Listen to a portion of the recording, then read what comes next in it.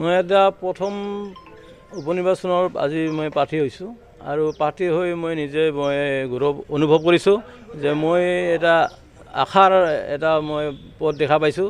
মই ভাবিছোঁ মই এই নিৰ্বাচনত মই বিপুল সংখ্যক ভোটত এটাত মই জয়ী হ'ম বুলি, গতিকে মই নিজকে উৎফুল্লিত হৈ আছোঁ। যদি ৰাইজে আজি আপোনাক ভোট কৰে কিয় কৰিব বুলি ভাবে আপুনি?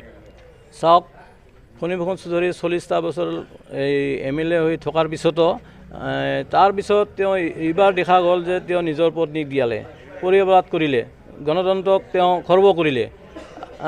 আৰু দেখা গৈছে ৰাইজে কৈছে যে ৰাইজে বিচাৰিছে যে কি কয় উন্নয়নৰ গতি অতি লেহেমীয়া হৈছে, গতিকে উন্নয়নৰ গতিৰ পৰিৱৰ্তন বিচাৰিছে আৰু নেতৃত্বৰ পৰিৱৰ্তন বিচাৰিছে।